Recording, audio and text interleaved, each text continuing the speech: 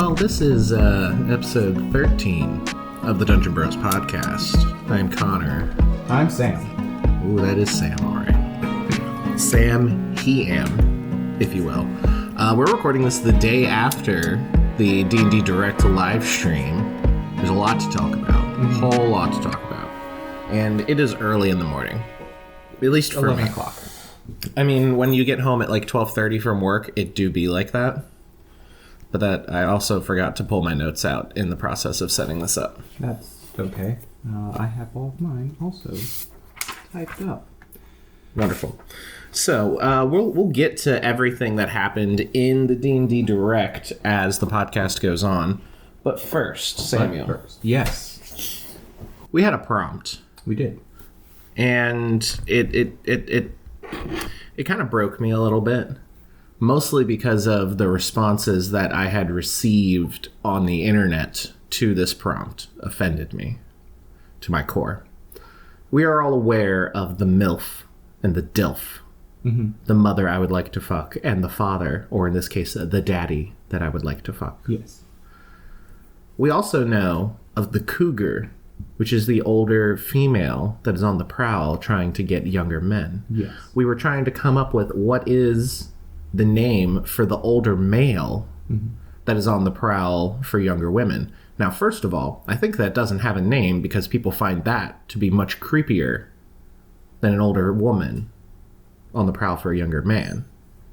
So I think that's partially why there isn't a popular colloquialism for the male. The social dynamic and implications of it. Yes. Mm-hmm. But if we were to name it on an animal. Yes.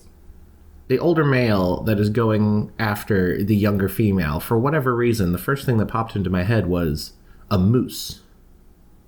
So you have the cougar and you have the moose. Apparently, the internet disagrees. Yeah. Like, there were some that were fine. Like, I was fine with, like, a panther. I was fine with, like, the rhino. The rhino. See, I thought the rhino was cool, even. The rhino was rhino fine. Rhino and moose are, like, on the same boat for me, but... That's fair. But then we also had, oh shoot, what were the other ones? It's on my phone, but my phone is currently doing the TikTok live. I remember one. I think it might be the one that disturbed you to the core, or upset you. The manther. Yes, the manther. First of all, that is not an animal. No, that is a play on words for the panther. And the man. And it is unnecessary play on words. We don't need a play on words. This is clear. We're clearly just naming these people after animals. Right, like cougar. Cougar is 1-to-1. Cougar is 1-to-1. Panther, 1-to-1. Rhino, 1-to-1. Moose, 1-to-1. 1-to-1. 1-to-1. I would personally go with either moose or panther, but I'm also a bit biased. I also don't think we necessarily need to name this. But what we do need is we need to come to a consensus. Mm-hmm. Because the consensus right now is non-existent. And that's not how we move forward with language and society. So we are here campaigning, and we're using that word liberally. Very liberally. Very liberally to get the term for the older man seeking younger female. And we're of course talking like 60-year-old man going after 20-year-old. Well, I mean, maybe like late 40s even. Late 40s. You know what? I'm just trying to stay away from the idea of a pedophile. Oh, well, yes. We're not speaking of that at all, but we are campaigning for this term to be moose. Moose. Moose. Moose? Moose. I can accept that.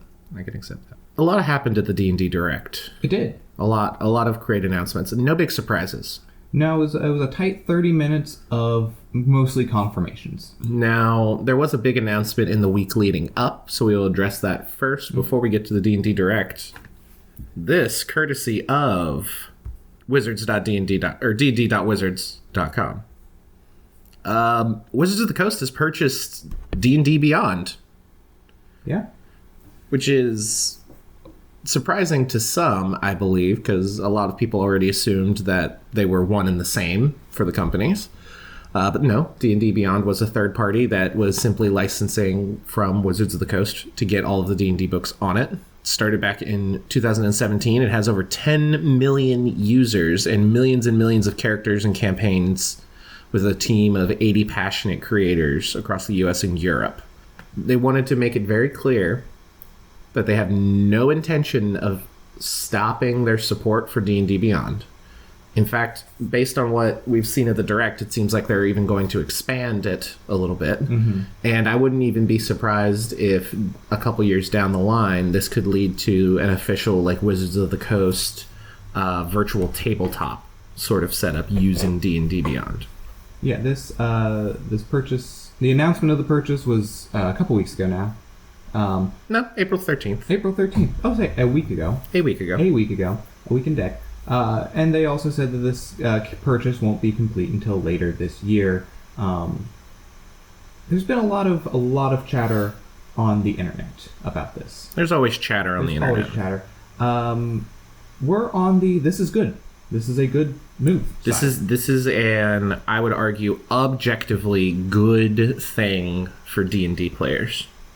The D&D Beyond tool set that has been available has been conducive for heavy homebrew. It has been conducive for the pandemic and post-pandemic reality of virtual tabletop gaming. And it has been, it partnered on the ground floor with like popular D&D shows like Critical Role and I believe Dimension 20 as well. I believe so. It's kind of become the default for many new players. And they, as we'll get to later, they doubled down on that in the D&D Direct and are going to be making new digital tool sets available for DMs and players that are playing for the first time. Mm-hmm. I'm excited to see where this goes. I have delusions of grandeur of this. We've talked off mic about this before. My delusions of, obviously, virtual reality is going to be the thing that, like, a couple decades from now, people are all just going to have in their homes. And the tabletop version of that, an official, like, you just, like, here's a table, and there's, like, some rollout mat, like, virtual rollout mats, and kind of like those trading card game, like, open source trading card game virtual reality sets, where you just, like, there's not really much mechanics built in. Like, there can be, or they could implement D&D Beyond with it. And everybody can just put on their VR headset, and it's like they're sitting around the table, and they can get virtual minis and virtual terrain and all this kind of stuff. And then they can, like, make that free and then have, like, the base set that is just available for everyone, and then can release, like, here's a mini pack, here's a terrain pack, here's a virtual map, virtual music, all this stuff on top of it, and tie it in with D&D Beyond. And that would be awesome. Yeah, that'd be super cool. We've seen other companies start to do some things like this, and a lot of small indie companies are making these 3D renderings that it can be used in certain things like this. But yeah, so we are on the benefit side. Actually, over on TikTok, I don't know what I'm doodling, says, ooh, does that mean I don't have to buy the book twice now, like one digital and one hard copy? Now, that is the big question mark that they left unanswered after the D&D Direct. A lot of people are thinking, well, now that they've bought D&D Beyond, clearly with every physical book purchase, there should be a slip in there that has a code to redeem it on D&D Beyond. That gets a little bit murky for me, just because the business model of people buying the physical book and then buying the D&D Beyond virtual version of that book is fairly high.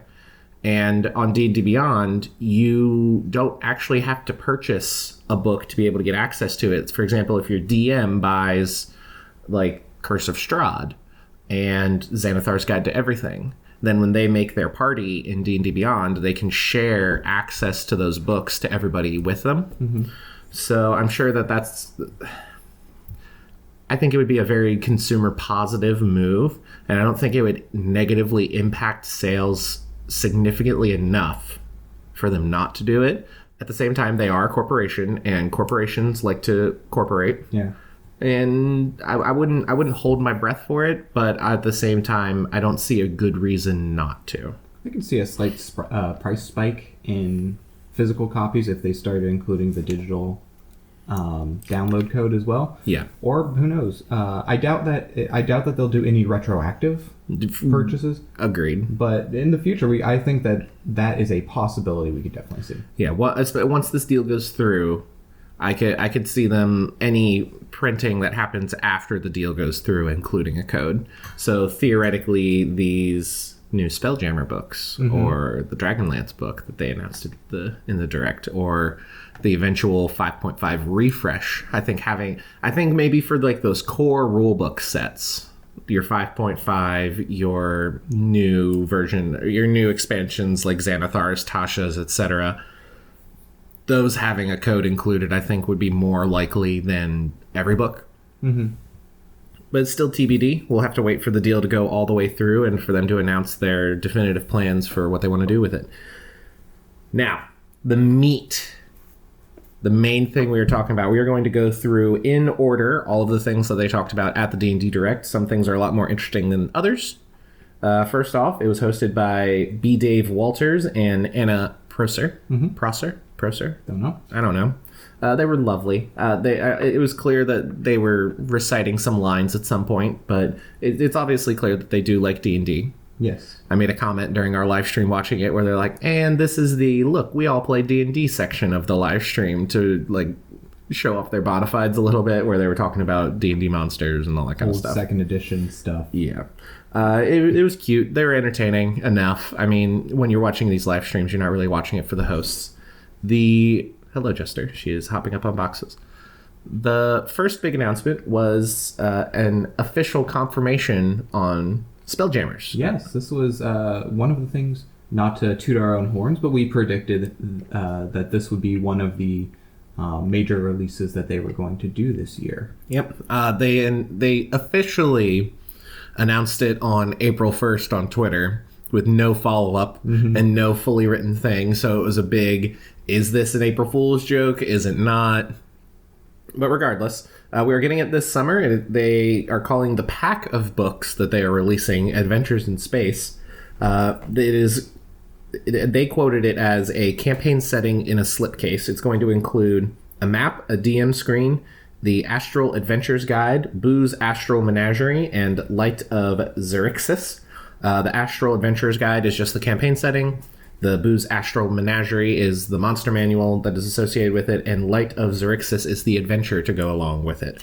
So couple these three books with a player's handbook, and you've got an awesome Spelljammer campaign in a box. Yeah. They boasted a couple of new things, including 6 new playable races, and I'm just pointing this out because there's an ooze playable race, and I have I've got the oozes. I've got those written down. We got the Astral Elves. You got to have your new elf sub race as always. Always. The Autognomes, which are just kind of a mechanical gnome-like creature. Cross between a Warforged and a gnome, it looks like. The Hadozi, which are monkey people. The GIF, the hippo people. They made a joke about the GIF versus GIF conversation. Yeah. Okay, on the count of 3, for the moving pictures, they're called a 1, 2, 3 GIF. Very good.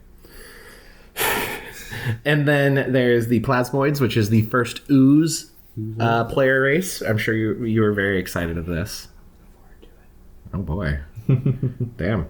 And the Thrycreen, which is sort of an insectoid alien race, is going to release sometime this summer. They didn't give a specified thing. I would assume late summer, because one of the announcements they made is a prequel adventure for anybody with a Wizards account. They didn't specify a D&D Beyond account, but they allude to it later in the Direct, that if you have a D&D Beyond account, you'll be able to get access to this prequel adventure for free in July.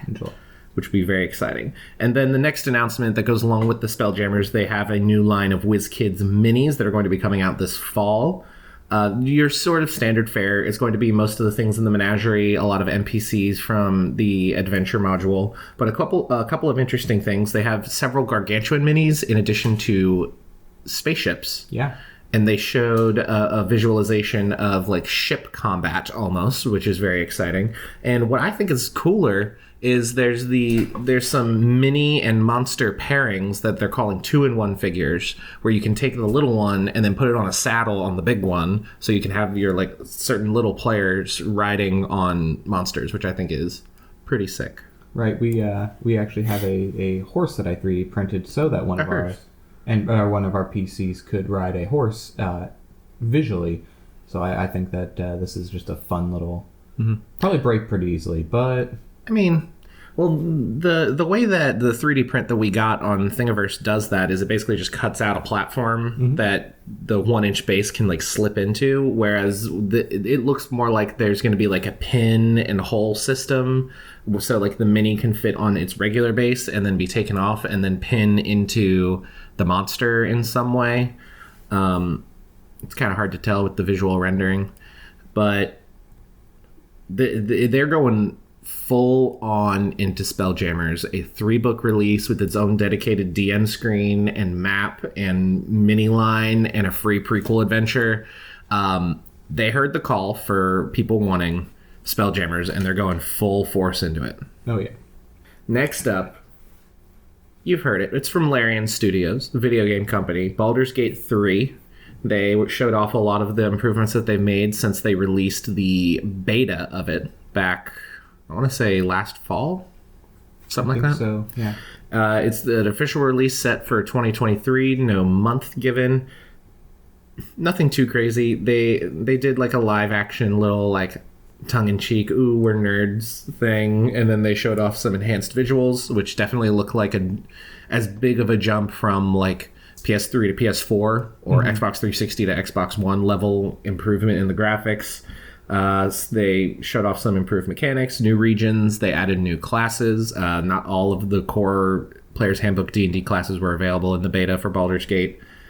It's kind of like an action MMO RPG, kind of in the vein of like your Final Fantasy 12-ish, kind of. I'm not entirely sure. I'm not a big MMO person, but Baldur's Gate 3, if you are a big fan of D&D and you want a video game version, this is probably going to be the closest thing you will get to that, other than like D&D Online. Or Scholastus, whatever it is.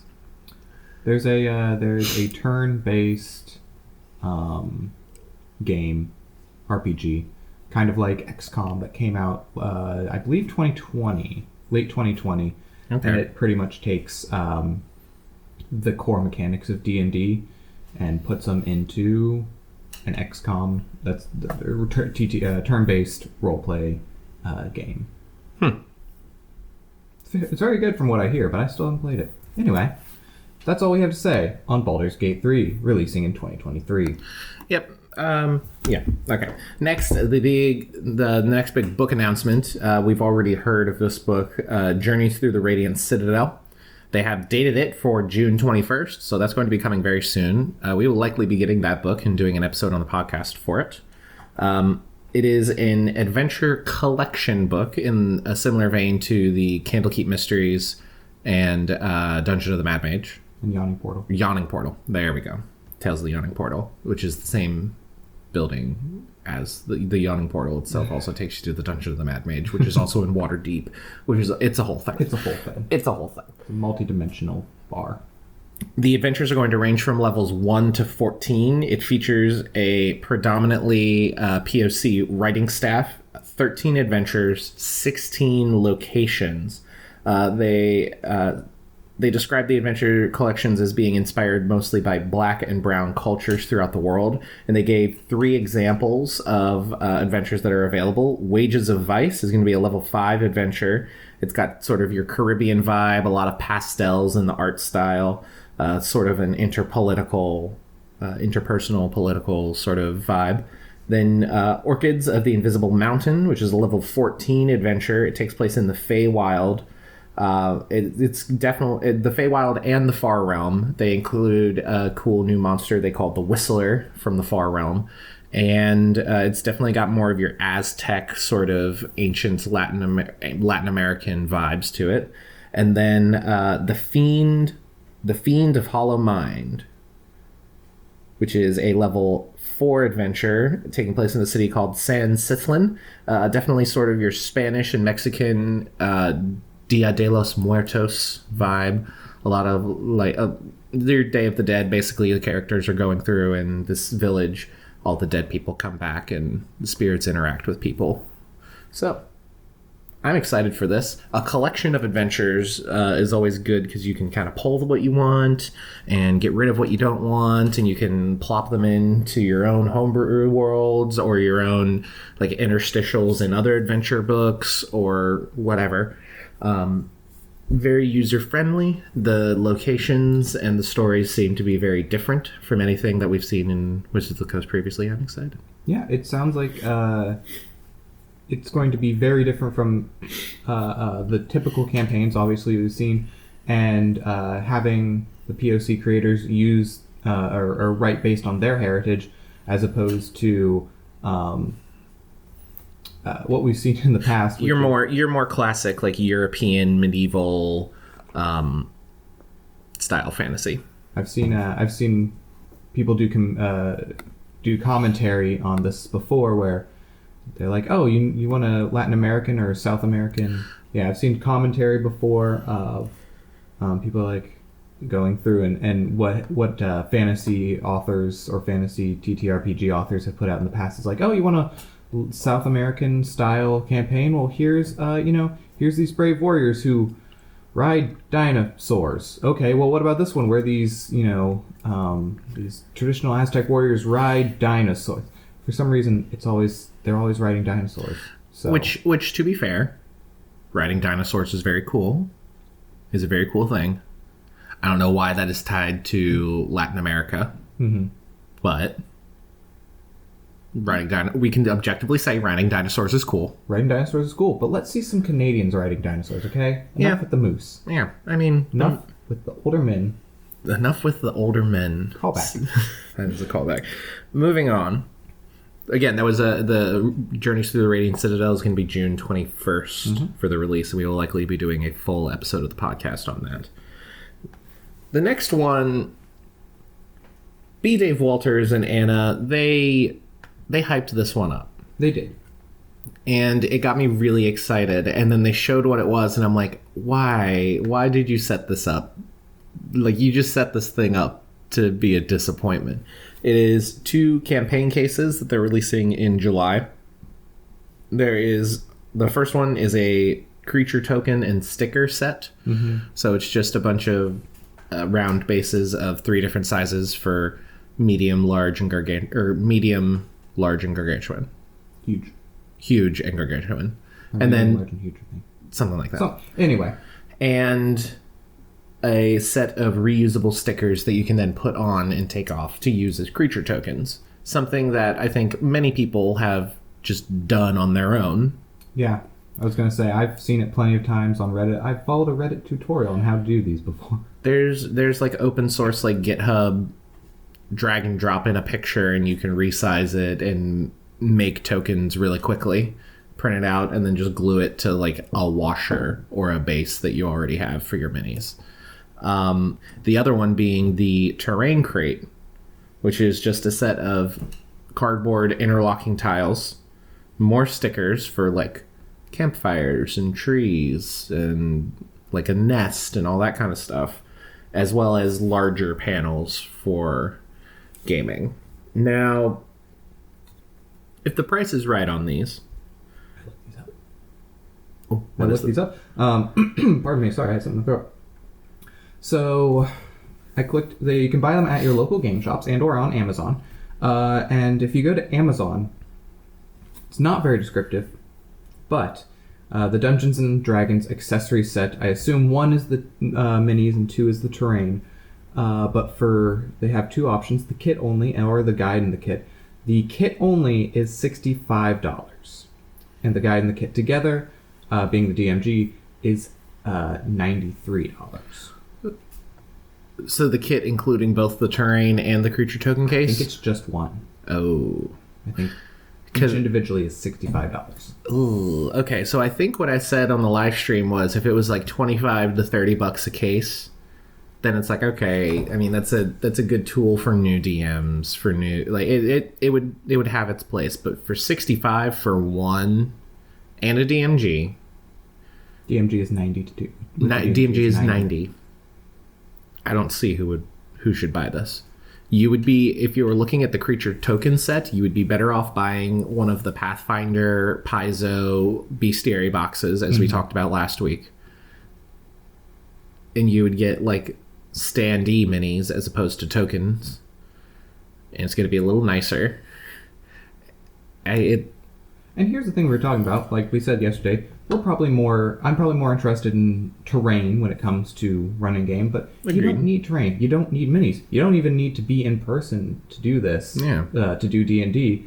And so I think that if it is just $65 for one case, I think that mark was missed. Yeah. And even with the terrain case that they offer, like the sticker set is cool, kind of, but you'd be better off spending $15 to get a set of 4 dry erase battle mats that are like stone, parchment, grass, and then a water one, which is what we have. Yep. Got it for like $15 on Amazon. It came with dry erase markers. And you're going to be way better served with that and Theater of the Mind with like a salt and pepper shaker or like a hand sanitizer bottle to represent things than these cases.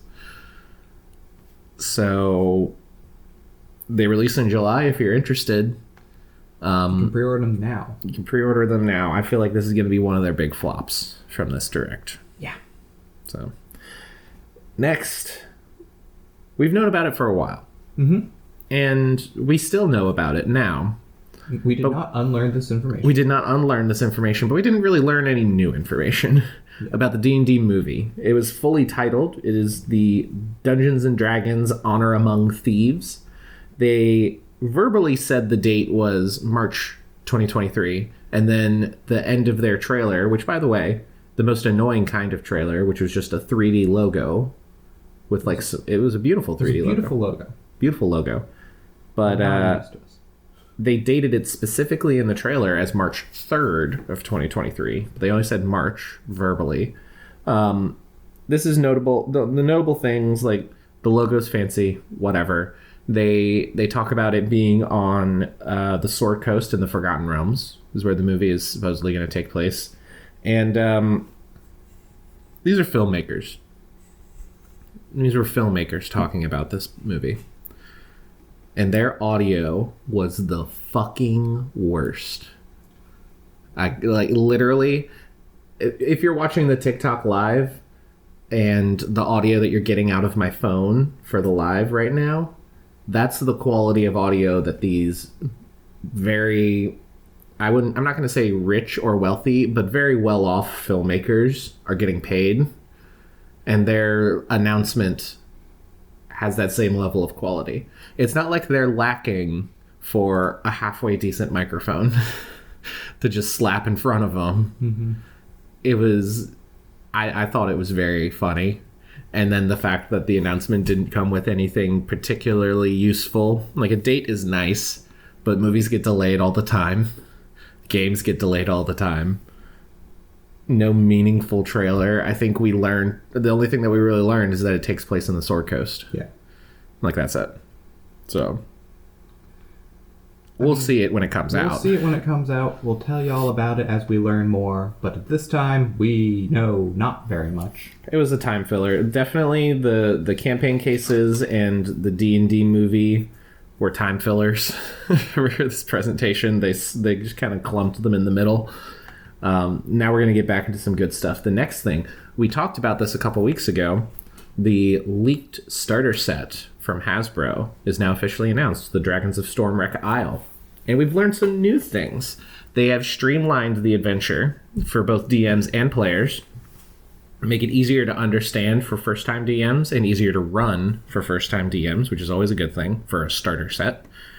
And they announced that they're going to have new digital learning tools. We talked about this briefly at the beginning, for players and DMs to help them create characters as well as learn how to be a dungeon master. And I believe these are going to be available to anybody with a Wizards account or a D&D Beyond account as well. That's correct.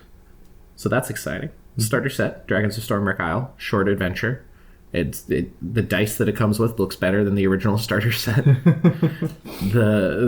All of these digital tools are nice. A little pre-written module for, it's the starter set. It's just newer and a little better. Yeah. I'm a fan. No mention of the 80s D&D characters. We might not be able to do the Hank flank spank. And if Hank is a barbarian, even though he's a ranger. Multi-class. If you multi-class Hank the Ranger into barbarian, you can do the tank Hank flank spank. Indeed. We're thinking with our brains today. We're thinking with portals. We are thinking. Now we've got more. They announced more in their D&D digital library, which they were not very clear on the messaging for all of this digital stuff. That it does seem like everything's going to be available on D&D Beyond. Yes. I am surprised that they didn't at least talk about that, at least at the front, being like, we purchased D&D Beyond, and the digital tool sets and a lot of the digital things that we were talking about throughout this Direct are going to be available to you on D&D Beyond. But the D&D digital library, which is available right now, Sam was looking at it more than I did. You need a Wizards account or a D&D Beyond account to be able to access it. Both free to create. Yep, it is going to include the Spelljammer Adventure prequel in July that we talked about previously. And currently, you can look at the Monsters Compendium for Spelljammers. Volume 1.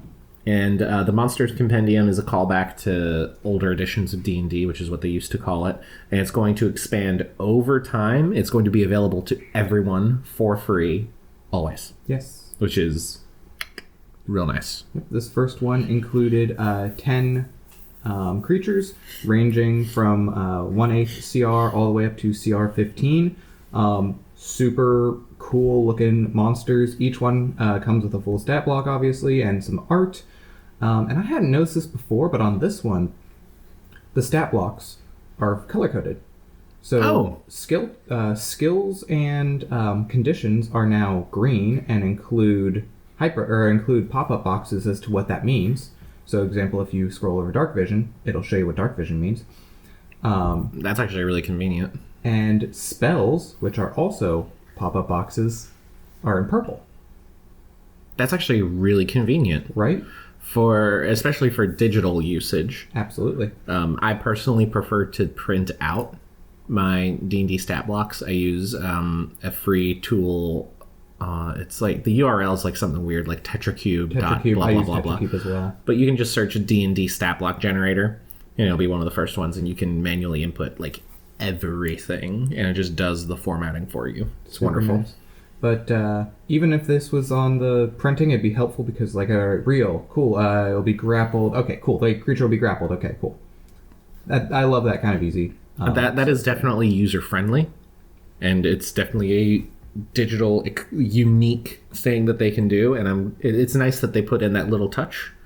And even though the Monster Compendium isn't huge, for everything that gets added to it over time, it's going to compound and compound and compound, and I can see a year, 2 years, 3 years down the line this being a very robust resource. Oh yeah. So yeah, that's on D&D and Wizards of the Coast.com. What are some standout monsters? Some standout monsters. Well, let's see. I know one of your favorite things in the world will be the asteroid spider, which is a ship-sized spider that feeds on the crews of spelljamming ships. There's the Goon Balloon. The Goon Balloon. The Goon Balloon, which is... Sorry, I was disassociating when you were talking about the 10-legged spider. More legs equals more better. Nope. As B. David said. There's the Goon Balloon, which is an aberration that is a balloon with a lot of eyes. Great. Sure. Also, the Nightmare Beast looks awesome. And the Star Lancer, I think, is my standout. The Star Lancer. A large celestial from the astral plane that can turn invisible and serve as a mount. That's pretty cool. That's pretty cool. It's dope. Looks like a shark. That. It looks like a shark crossed with the name's escaping me. From Guardians of the Galaxy, the starships that link together to... Oh, the Novacore one? The Novacore ships, yeah. So yeah, that's free right now. Go look it up. Yeah, go check it out. Next, we got some D&D books that are releasing in French, Italian, German, and Spanish. We've already had an initiative from Wizards of the Coast to release more language versions of their popular books. They announced that Tasha's Cauldron of Everything is going to release on July 12th in those languages. Mordekainen's Monsters of the Multiverse is going to release on September 13th. The Curse of Strahd, I assume the new version of Curse of Strahd, is going to release on October 25th, just in time for Halloween. And the new starter set, Dragons of Stormwreck Isle, is going to release on October 4th in those languages. Expanding D&D is always a good thing. Indeed. We saw them announce that they were going to start doing it in Portuguese earlier this year. And so, there are already plenty of D&D adventurers around the world, and so this is just an initiative to have resources put in front of them more easily. Yep, all good, all good things, all good things, all good things. Next, we have another video game announcement. It's one of the two. Not really an announcement, but an expansion for Neverwinter, made by Gearbox Publishing and Cryptid Studios. It's going to release on PC, Xbox, and PlayStation. Their new expansion, Dragon Slayer, in June. It's a DLC. There's more. Yeah, some more story bits, some more quests, items, all that. You know, we're not big Neverwinter people. So no. Anyway, moving on. This one is surprising to me for two reasons. Yeah. Wizards of the Coast has announced a new D&D live play show on the official Dungeons & Dragons Twitch and YouTube pages called Legends of the Multiverse. First episode is going to be on April 27th at 5 p.m. Pacific time on Twitch and YouTube, which by the time this comes out, it'll be the day that this episode comes out. Drops. Awesome. And I'm just going to run through the cast real quick with their characters. And this is going to take a while because there's a lot of them. Deborah Ann Wall is going to be playing Sunny. Dave B. Walters is playing Kaiho Karoshi. Gina Darling is playing Bak Si. Megan Kendrick is playing Riddle. Todd Kendrick is playing Torvin. Brennan Lee Mulligan. Hekatha Slim, which looks like a mind flayer, which is funny. Abria Iyengar is playing Neba. Ginny D playing Gospel. Anna Prosser playing Plum. DJ Knight playing Mithril, or Muriel Haldir, something like that. M. Montgomery is playing Cricket. Travis McElroy playing Ignar Airstrider. Travis McElroy playing Ignar Airstrider. Sungwon Cho playing Bubsy Bloobagool. Jim Zub playing Mince, and featuring Boo the Space Hamster. No Samuel. Now Connor. 1, 2, 3, 4, 5, 6, 7, 8, 9, 10, 11, 12, 13, 14 players. And Boo the hamster. There's some of these characters. For example, Sungwon Cho. You probably know of Sungwon. You've probably seen his shorts and stuff. They've been on YouTube for years. Mm-hmm. He's very good. He's very good. Very entertaining. His character, Brennan Lee Mulligan's character. Several of these characters don't look like player characters. They look like NPCs. A 14-person D&D stream. I feel like it's either going to be a core cast, and then they're bringing in people all the time as either guests or NPCs, or they're doing a sort of, because it's Legends of the Multiverse, maybe every episode is going to have a completely different cast featuring different people. Obviously the standouts for us, at least, both of the hosts, B. Dave Walters and Anna Prosser, are playing. Obviously, you've got the greats, Brennan Lee Mulligan, Abria Iyengar, and some popular YouTubers with Ginny D, who is a cosplayer. She cosplays Jester. She's a very good YouTuber. And, of course, Sungwon, as we were talking about. I'm intrigued. I have no room, as we have talked previously, no room to add in any more long-form content into my weekly consumption list. Yeah. If we were to one day decide, instead of watching Attack on Titan or instead of playing Apex, to watch it, I could be convinced for maybe an episode. And if it's good, more. Mm-hmm. Obviously, this is the D&D official one. They're going to spare no expense with production value. We hope. Jeez, we hope. And it is yet to be seen how this many players are going to work. Who's going to be like mainstay people? Who's going to be guests? How is this going to work? You know? So temper the expectations, because they announced the full cast, and it's going to be a quick turnaround. I mean, it's going to be less than a week from when this was announced. Mm-hmm. And there's a lot of big names, a lot of interesting names. And Boo the Space Hamster. Here's my thing, is as we discussed on while we were watching the live stream yesterday, the D&D actual play category of show is saturated. It's oversaturated at this point. Very oversaturated. I mean, of course, you have the Dimension 20, the Critical Role. You then have, Adventure Zone. You have NADPOD. Even things like Corridor Digital and the Corridor Digital D&D live play, where they're doing like green screen stuff on 3D scan terrain, reenacting what they played.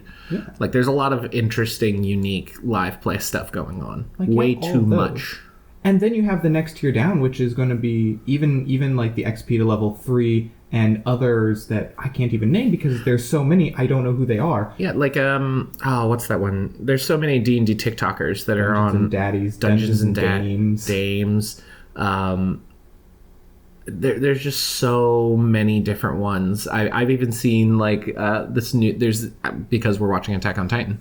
There's these guys that put an Attack of Titan code on paint on D&D 5e, and they're going to release their player's handbook for it like soon about how to play Attack on Titan with D&D mechanics. Right, and so it's very interesting that Wizards would decide to jump in now with their official stream. It does seem a little late. And as we were saying, it's also a little weird because all of these shows are so drastically different, and Wizards has not up to this point said, not that they're saying this themselves, but they're kind of implying it with their game, this is how to play the game. Kind of. And I think, I think that could be confusing for new people entering into the game with this.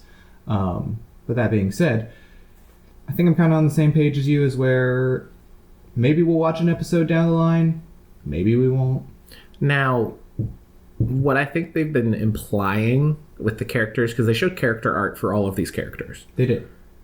You've got Brennan Lee Mulligan being a mind flayer. You've got Sung Wong Cho being like a weird insectoid thing. One of them was playing a plasmoid. One of them was playing a GIF, I think. I wouldn't be surprised if Legends of the Multiverse becomes an advertising tool for upcoming D&D releases. Very possible. Because it looks like this is at least starting with Spelljammers. And it's going to lead into the release of Spelljammers. Probably not the published like prequel adventure and the adventure module. It'll probably be like a homebrew thing or like a custom campaign in the setting. But it definitely looks like it's going to be an advertising arm for official D&D releases.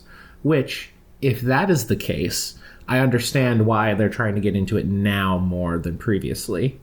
Since it seems like they're trying to set themselves up to line up more content, at least throughout this year. Because I think we're going to be awash with content this year. Yes.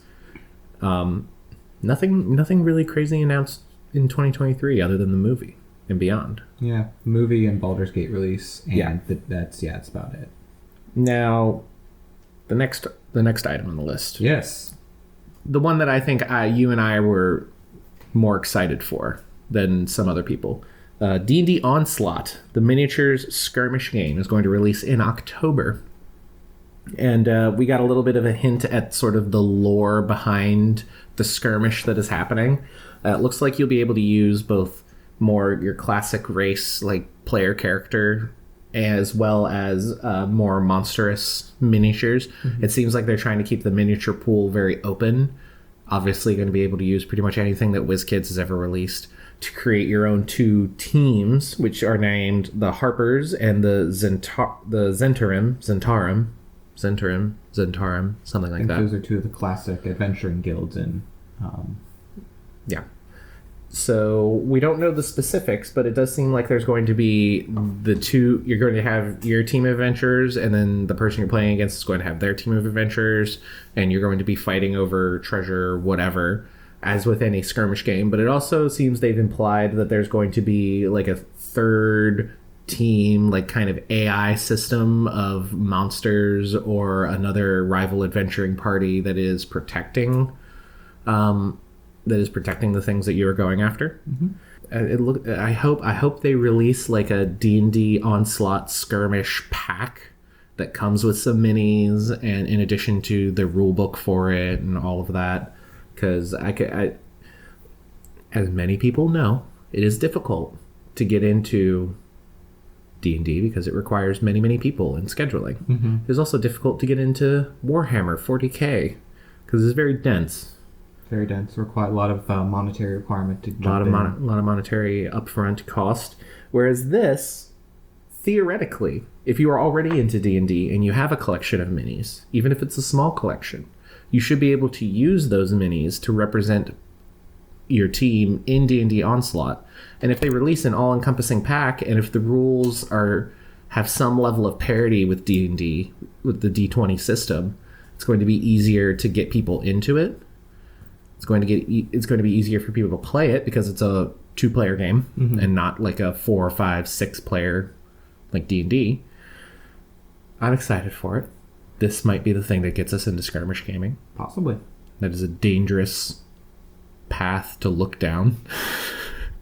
Instead of watching, like you're saying, Attack on Titan or playing Apex, we set up the table and skirmish during my lunch break. That could be a good time. Yeah. Now they made it look like that this was going to be the end of the D&D Direct with the announcement of D&D Onslaught. But of course, there was one more thing. There's always one more thing. Always one more thing. Another beautiful sort of dark fantasy art depictions of war and battle and dragons. And with that came the official announcement of Dragonlance coming to D&D. They announced it for late 2022. It was going to come with 2 releases: your adventure/campaign book, which is going to be Shadow of the Dragon Queen. So a Dragonlance set D&D adventure, which is exciting, as well as a battle game that they call the Warriors of Krynn. And with the digital renderings that they had of the 2 boxes, there's no art on them yet, but it was just the titles. The battle game looks like a larger box. So is this going to be like a D&D Onslaught supplement box? They didn't tag it as a D&D Onslaught expansion. Right, they just called it a battle game. Don't know what that means yet. They didn't really elaborate on any of that. But we had been predicting Dragonlance was going to come for a while with Fizban's Treasury of Dragons, with the Heroes of Krynn UA. And if this Shadow of the Dragon Queen is anything like Strixhaven, where it's kind of campaign book and kind of adventure module, I think if they advertise it as that, it could be very good and successful, and I'd be down for it. Yeah, I'm sure we'll see more, especially from, I think the Dragonlance, we'll see more once Spelljammer releases. Because obviously Spelljammer is releasing in a couple of months, and Dragonlance at the end of the year. So I'm kind of expecting that once after August we'll see a bigger push to Dragonlance setting ideas. So, yes, that is all of the news for the D&D Direct that we have to talk about today. Final thoughts. Like we said at the top, there was nothing that shocked us when it came to this. We have seen a lot of playtests for all these different things. We've seen teasers for Spelljammer and things like that. You can see the writing on the wall for Dragonlance. Right. And, leaks. And maybe it's just because we're new to the keeping up with D&D or any other nerddom news that we can see the writing on the wall, but it was nice to get a lot of confirmations for these things. I agree. The biggest surprise to me was the campaign cases, both in the pricing and the fact that they think it is so much bigger of a deal than it actually is. Yeah. At least to me. Feel free to tell us if we're wrong about that, but I just don't see how that is a big deal. On that, I did see this earlier. The chat has been popping off thanks to Doc Tads. Tads. T-A-T-Z-Z. Anyway, I don't know what I'm doodling earlier when we were talking about it. Said, I use M&Ms as the baddies on my battle mat, so the players get to eat them when they defeat them. LOL. That's a good time. I love that. You could do the same with like miniature Oreos. Yeah. Or like a little Cookie Crisp. A little Cookie Crisp cereal. Ooh. I think that's how I'm going to run our Netherdeep campaign. Because when we beat the enemy, we get to eat the enemy. You just eat the cookie. Yeah. Eat the cookie. Yeah. Speaking of the TikTok, you can watch this podcast when we record it live on the TikTok. We usually make a live event for it, and it is usually sometime in like the Thursday to Saturday range before the podcast is posted to the YouTube and the podcast services around the globe. What else we got from the TikTok comments? We have a question asked by Happy Cowgirl 99. I'm interested in D&D. Where do you start? Well, the Dragons of Stormwreck Isle is going to be releasing soon. That is a good place to start if you have absolutely nothing. Mm-hmm. If you don't think... ultimately, how to get started playing D&D comes down to, are you going to be able to find people in person that you are friends with in your friend group that are interested and willing to play? Or you're going to have to search elsewhere for friends online, perhaps a Discord server. Link for that is in the link tree in the bio of the TikTok as well as the YouTube page to join the Dungeon Bros Discord server. Mm-hmm. We're having a giveaway on the Discord server. We'll get into that later. But I think it really comes down to whether you're going to be able to play in person versus virtually. If it is virtual, then your investments probably should... If you like having the physical books, you should get the physical books. But if you're going to be playing virtually and you know that, and that's going to be the primary way you play, you might prefer buying them on D&D Beyond or another virtual source. Mm-hmm. How to get started is... The way we got started is we just kind of joined in with people. But you get interested in D&D, at least how we got interested was through Critical Role, was through Node, was through Dimension 20, was through all of these online live play shows. If you can find one that you like, you can use that as a way to passively sort of learn the mechanics of D&D. Now, don't use that as if someone doesn't run the game like Matthew Mercer or Brennan Lee Mulligan or Sam Gorski or whoever, then it's bad and it's wrong because it's just different. There are also plenty of online and YouTube creators who that's their whole jam is just, here's how you play D&D. Whether it's Matt Colville does directly here. Here's how to run the game. Matt Colville's wonderful. Don't Stop I believe it's Don't Stop Talking or Don't Stop Thinking. It's this animated YouTube channel where he has a wonderful series about how to play D&D that goes through everything from character creation to playing the game, every step along the way. It's beautifully animated. There's visual illustrations for things. It's great. And then there's so many to name that just here's a tip to be a DM. Here's a tip to be a more engaging player. Things like that. Absolutely. YouTube is the greatest resource of our time. For sure.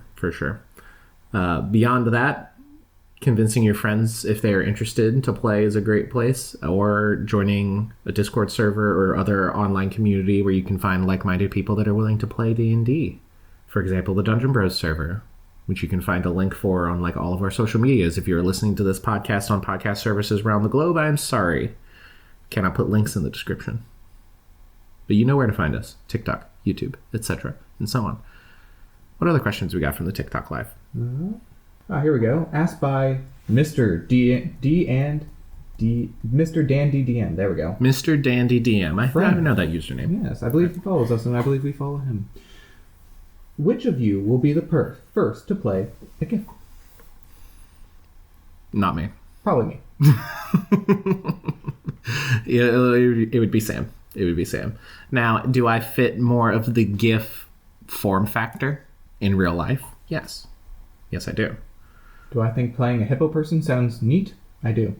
Now, with the most recent episode of Moon Knight, the little stinger at the end of episode 4. Spoiler alert. A little stinger there at the end of episode 4. I might be into a hippo. I could be more convinced of it now. What if we rewatched Madagascar? No, I'm suddenly not into it anymore. All right. Of the new races, I think I would play the Autonome or the Habrosi, which is the monkey, or an astral elf. I mean, elf's an elf. Elf and elf. Elf's an elf. Mine obviously eventually is going to be the Plasmoid. You oozy boy. You oozy boy. All right. Gay the Pray Away 96 says, how do... We're not just going to breeze past that, right? We are. Okay. How do you find a good group of people in my town that play D&D and have fun with it? I played with some randoms on Reddit before, but they were far too serious. Now, Reddit is not a great place to find, like, chill people, I will say. If you look more online, of course, we've pumped up our own Discord, but there's a million Discord communities out there that are very conducive to new players. If you're trying to find people in real life, I'm sure you have a friend group. I'm sure people in your friend group are at least open to the idea of playing D&D. You can also go to your local comic shops, game stores that sell board games or D&D minis or Magic the Gatherings that host like trading card events. I'm sure one of them has either an Adventurers League where you can go and you can play like officially sanctioned D&D, which is a weird way to put it, or have more open just D&D nights at their places that you can go to. I'll say this. If you want to play D&D a very specific way, you're probably going to have to find the group you're going to have to run that group, whether it's you are DMing or you are putting together the group. Yeah. But with Reddit, or other online resources where you don't get to know the people beforehand, it's going to be a crapshoot of... Or not a crapshoot. A crapshoot sounds very nice. It's just going to be very unpredictable what you're going to get. Because, even though... So we play in 2 D&D groups together, and you're about to start a third one. About to start a third. And there is like a 70% overlap on the people that play in those groups. And the 3 are going to be very different feels. And that's because the game I run is a bit more serious, a bit more dark, and a bit more dire. The game our buddy runs, Darren, who was on the podcast a couple episodes ago, he pretty much set no expectations for us, so there's a good portion of every session that is dealt with breakfast sandwiches. That is confusion and mystery and just kind of like, all right, well, I guess this is what we're doing now. Whereas I'm going to be running one of the adventure modules in the back of the Explorer's Guide to Wildemount and then Call of the Netherdeep. So we're going to have a lot of Critical Role references, and several of us are Critical Role fans, and it's all pre-written as well, so like we'll deviate a bit. I've only run, the only pre-written thing I've ever run was was a short, like we played 2 sessions basically, 2-3 sessions of the pirate adventure that's in the back of Wildemount with a bunch of new people that were kind of interested in D&D but not really, which is kind of why it fizzled out. But I've had a long-running homebrew campaign as well that's over like 35 sessions at this point. It's slowed down quite a bit. But we were talking about the campaign you'd like to start running, and we looked at you and went, okay, how serious do you want this campaign? And that's kind of what you got to do with the group is, how serious do you want this campaign? Do you care? Are we looking to be goofy every session? Are we looking to have some serious roleplay? It's all. Are we doing a Candlekeep Mysteries meets Journeys Through the Radiant Citadel meets Boblin the Goblin, or are they going to have to buy into the horror of Strahd, or buy into we need to save the fallen this trapped god like in Call of the Netherdeep? Which is not really a spoiler. That's kind of like the inciting incident. Depending on what you're running, character buy-in is the most important. It's for sure. That's mostly what it is talking to whoever you find to play with. And like we said, Reddit, not necessarily the greatest place on earth, and you can tell that by reading Reddit. What else we got from the TikTok Live? Doc Tats. I'd love to get into some sessions in Discord if you know any good servers. Yes. The Dungeon Bro server is a wonderful server. We have almost 100 people in there now. I will say, during the course of this podcast, including the 2 of us, there's 103. There's over 100 now. We have over 100 people in our Discord server. We posted a video before we went live today. Up until April 30th, we are running a giveaway on both our Discord server and our TikTok page to give away our upcoming Blood Magic supplement, which we're going to release at the beginning of May. To enter, you have to be a member of the Discord server before April 30th.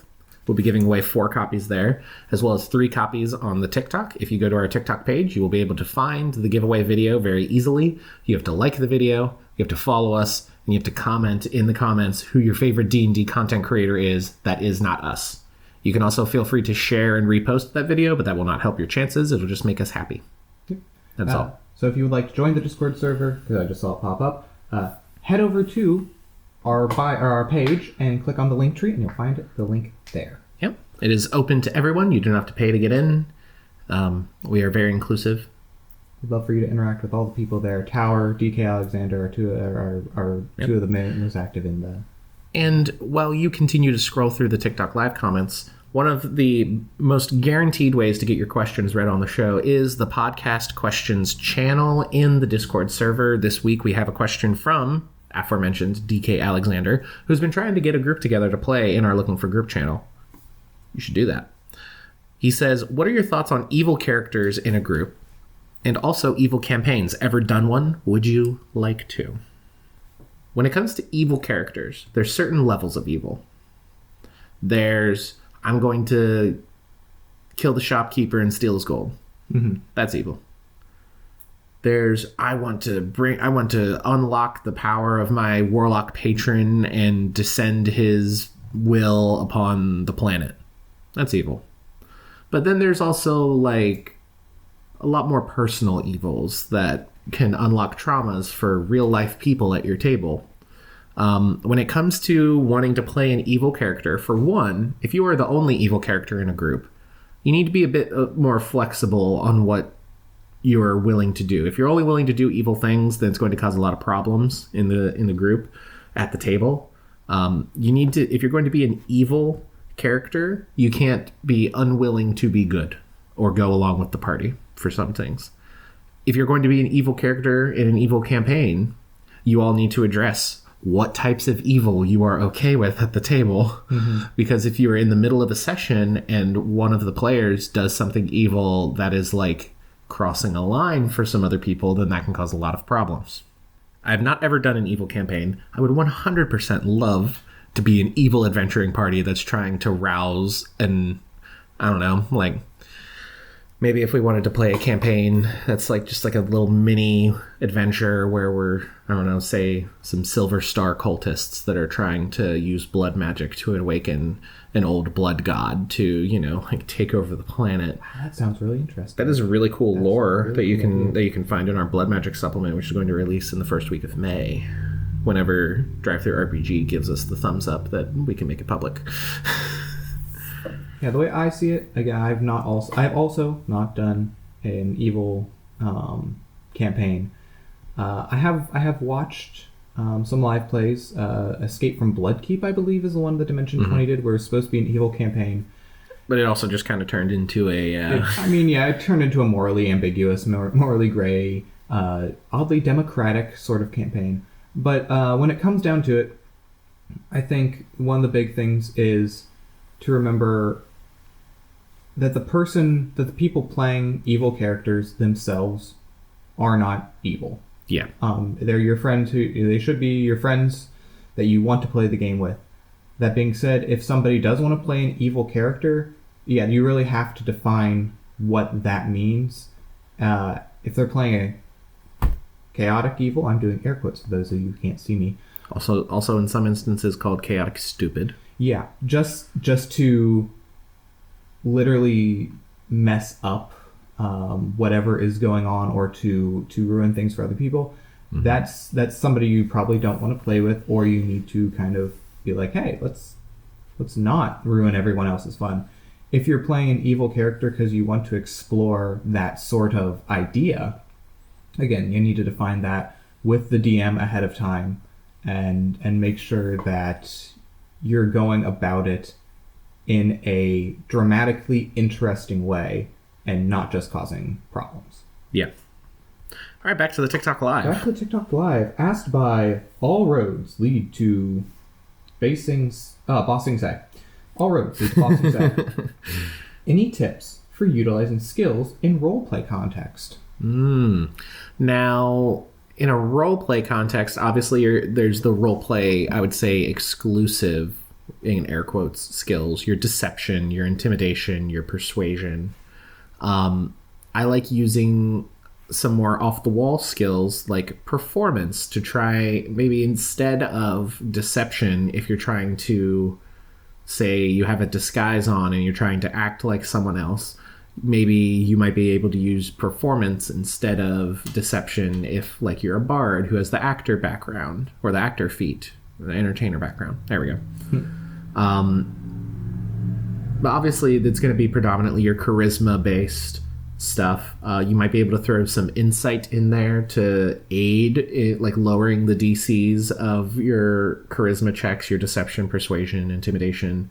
Like, use your insight to try and get information that can help make it easier, because not everybody's going to have a good charisma.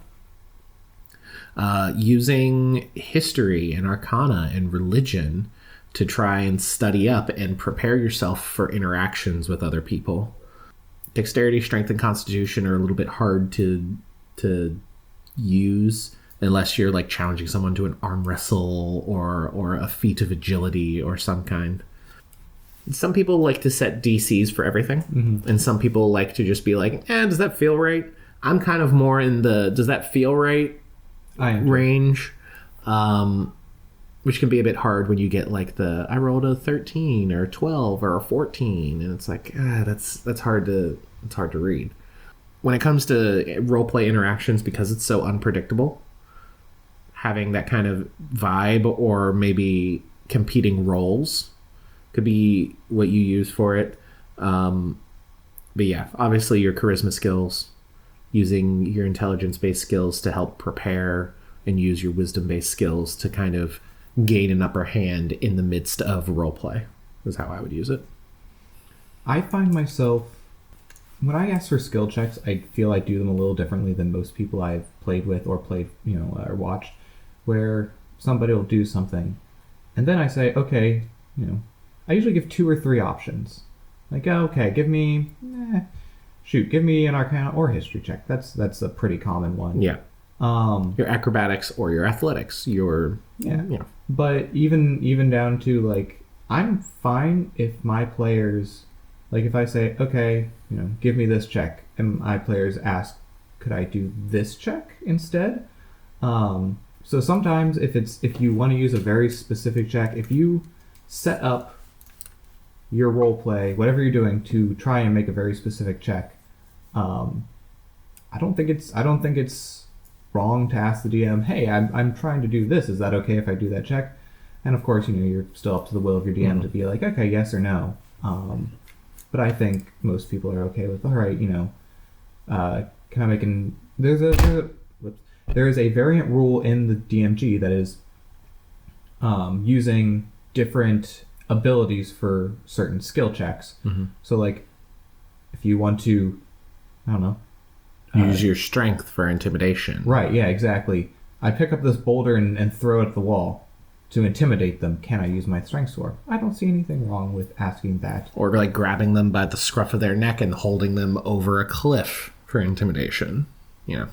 I almost thought you were going to say grab them by their scrotum. Thank you for not doing that. I mean, you could do that too. This isn't directly related, but I've been wanting. One of the ideas I have for a YouTube short, is the idea of the urban stealth check, which I like to call a performance check. Like, obviously you have your stealth to try and hide and obfuscate yourself, but in a situation where, like, you're at a festival and you're trying to blend in, using your performance skill to try and appear as innocuous or fly under the radar would be more appropriate than a stealth check kind of thing. And thinking about what kinds of checks you would normally associate and what other skills could apply to those kinds of checks can help kind of just make it a bit more just free form and open, and can open your mind to some new ideas for how to run things. I also like the ask for the most random check, because So like, I would like to go. Can I try to open this chest? Sure. Roll a performance check. All right, 15. All right, you start humming the tune that the bard was teaching you earlier. It sounds pretty good. Did I open the chest? Oh, the chest starts humming along. Roll initiative. It's yeah. All roads lead to Bossing says, thank you so much. These are great. Scribbles furiously. Thank you for the question. There you go. Thank you, everybody, for the questions. That's about all we got right now. That's about all we got. Last second for questions. In the meantime, this has been episode 13 of the Dungeon Bros podcast. It's an unlucky number. I don't really care. Well, as long as it exports properly, I think we'll be good. Yeah. As we discussed previously, we are doing a giveaway for our Blood Magic supplement, which is going to release at the beginning of May. We're giving away 7 copies, 4 of them to members of our Discord community, and 3 to people that go to our giveaway video on TikTok, like the video, follow us, and then comment on the video who their favorite D&D TikTok creator is that isn't us. Yeah. Feel free to share and repost it as well. We would like that, but it won't help your odds. You will also be able to buy the supplement if you would like on DriveThruRPG for $4.99. We don't want to make it super expensive. We also have a lot of free packs available for you on our DriveThruRPG. We have 4 total for January, February, March, and April. We'll release a Blood Magic one as well in May that is free. It's going to include things that are not in the Blood Magic pack. It's going to include a couple things that are, but a couple things that ideas that we came up with a little bit too late in the development of the pack. So it'll be its own little separate sort of teaser. So you can get the free one, and if you like it, then you can throw us the $5 or more if you want. All of the free ones are pay what you want, and that's the best way to support us by far. You can join our Discord server, which is link in the bio. You can go to our YouTube channel and subscribe. That's where you can catch episodes of the podcast. We also do video breakdowns of all of our homebrew releases, and we're starting to work our way towards doing proper YouTube videos. I have one that I've been working on very slowly because life, about using spell points, the variant spell points rule, specifically with the Warlock. I also want to do some new YouTube shorts that are specific to YouTube that we're not going to release on TikTok, at least not immediately. You can follow us on Twitter. All of this stuff in the link tree, in the bio. In the link tree of the bio of the TikTok, as well for the Discord, Twitter, YouTube, and I think that's something it. else. DriveThruRPG? DriveThruRPG. That's what it is. There it is. Unless we have anything left on the TikTok Live. Just all roads to Bossing, asking, do you know where to get the link to the Discord server? I do. It's in the link tree in the bio of the TikTok, as well as the YouTube and the Twitter. Not on the podcast services around the globe. You can listen to the podcast on Apple and Google and Spotify and all the big ones. Feel free to review us as well. We would love that. It helps the algorithm. Yeah. 5 stars preferably. 5 stars, that'd be great. That would be great. Write a review. Say that we, the Dungeon Bros, had a fire extinguisher ready. At the ready when you caught on fire. Yeah. We were there waiting. You know, in Spider-Man 2, when he swings in and it's the Green Goblin, we're Spider-Man and you're the Green Goblin, except you're not evil and you're not going to try and murder us. No. We just pull you out of the fire. Yeah. We will lay you down on a bed when your son enters the room. Yeah. If you're dead. And we will not tell Harry. No. We will not tell Harry. We will, well, 2 movies later we might tell Harry, but he'll kind of find out. He'll figure it out on his own, for the most part. If you have any questions, feel free to send them to the moon. They'll get to us in about 3 weeks. Yeah. If you don't get that reference, go check out our other podcasts and let us know when you find it. With that being said, this has been... I thought you were going to peace out. Oh, well, this has been episode 13. Episode 14, we'll be talking about the Blood Pack. Get excited. We will be talking about our Blood Magic supplement on episode 14. Very excited. Peace.